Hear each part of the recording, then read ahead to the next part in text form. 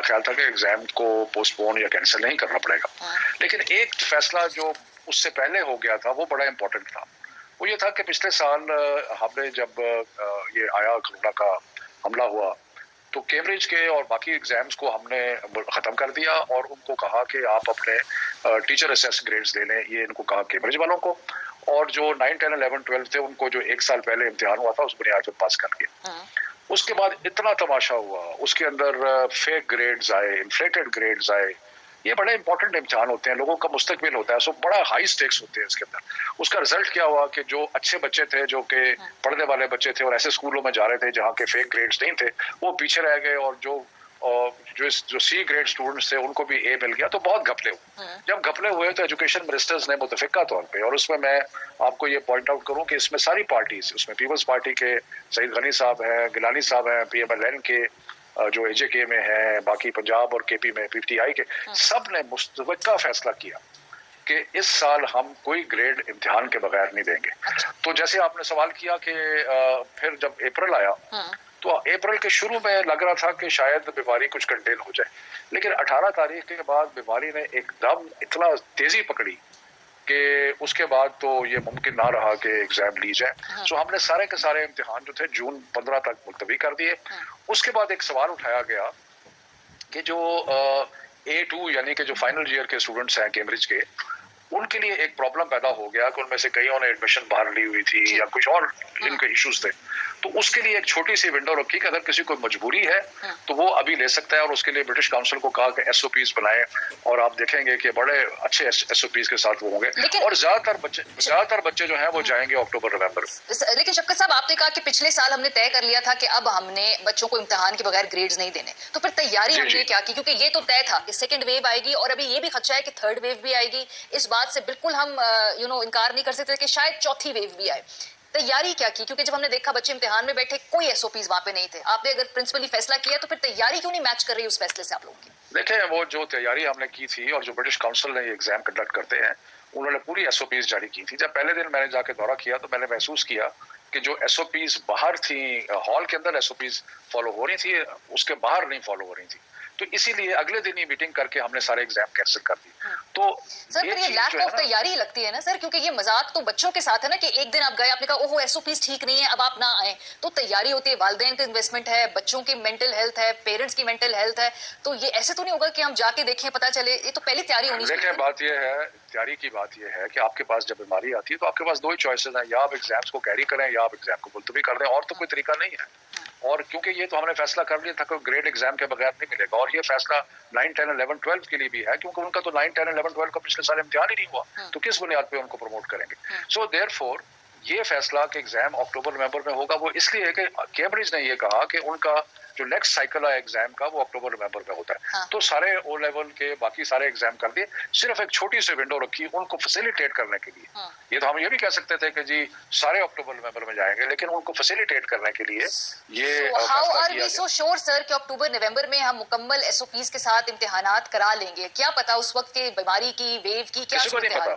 हाँ, तो फिर ये अनसर्टेनिटी नहीं है कि अक्टूबर नवंबर तक भी बच्चे वेट करें? मोहतरमा, ये कोई अनयूजुअल सिचुएशन है, ये कोई यूजुअल सिचुएशन है जो सारी दुनिया में अगर लाखों लोग, इवन कोई मिलियन से ऊपर लोग अगर मारे गए हैं, तो ये कोई यूजुअल सिचुएशन तो नहीं है। लेकिन कुछ ममालिक ने फैसला कर लिया है सर, हमारे खत्ते में कुछ ममालिक ने फैसला किया हुआ है। इसी बेसिस पे मैं ये सवाल पूछ रही हूँ ना, आप जानते हैं हमारे बात ये है कि जो यहाँ पे करप्शन हुई पिछले साल, उसके बाद सारे एजुकेशन मिनिस्टर ने, अभी जो हमने मीटिंग की, अगर कोई आरा मुख्तलिफ भी थी लेकिन एक बात पे मुकम्मल इत्तेफाक, और मैंने आपको पहले कहा कि ये मेरा फैसला नहीं है, सारे पाकिस्तान के एजुकेशन मिनिस्टर्स और हेल्थ मिनिस्टर का। मुझे आप एक चीज बताएं, मुझे क्या फायदा है एग्जाम लेने का? मुझे जाती तौर पे क्या फायदा है?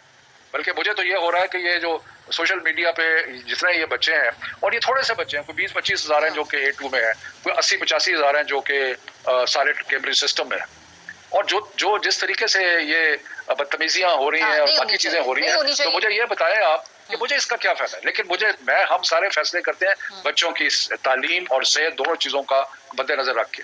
ये फायदे नुकसान की बात नहीं है। एक मिनट, ये अनपॉपुलर फैसले हैं, क्योंकि ये तो बच्चे तो चाहते हैं इम्तिहान के बगैर पास कर दें और हम इम्तिहान के बगैर ग्रेड्स दे दें, लेकिन हम समझते हैं उनके लिए मुनासिब नहीं है, और खास तौर पे उन बच्चों के लिए जो मेजॉरिटी है, जो हमें बार बार मैसेज कर रहे हैं कि एग्जाम लें क्योंकि हमने तैयारी की और एग्जाम लें। हाँ, लेकिन सर फिर आपने खुद ही कहा 85,000 लोग थे, तो फिर ये अगर रियासत 85,000 बच्चों का इम्तिहान नहीं ले पाती, SOPs इंप्लीमेंट नहीं करा पाती, तो कहीं ना कहीं तो कोई रिस्पॉन्सिबिलिटी किसी पे तो आती है ना कि ये इतने बड़े लेवल पे अगर एक मिसमैनेजमेंट है, मिसमैनेजमेंट तो है ना सर, ये तो एडमिट कर लें। देखें, बात ये है कि मिसमैनेजमेंट एग्जाम कंडक्ट कर रहा है British council, government of Pakistan exam नहीं कंडक्ट कर रही, और एक दिन के एग्जाम के बाद हमने सारे जो एग्जाम थे वो मुलतवी कर दिए, इसलिए कि बीमारी की जो हालत है, SOPs का इतना नहीं था, वो बाहर से हम मैनेज कर सकते थे, लेकिन क्योंकि बीमारी जो थी, आप इस चीज का अंदाजा तो आपको है कि कितनी सीरियस इस वक्त बीमारी की सिचुएशन है, इसलिए बड़ा जरूरी था कि सारे एग्जाम्स जो है वो हेल्थ की।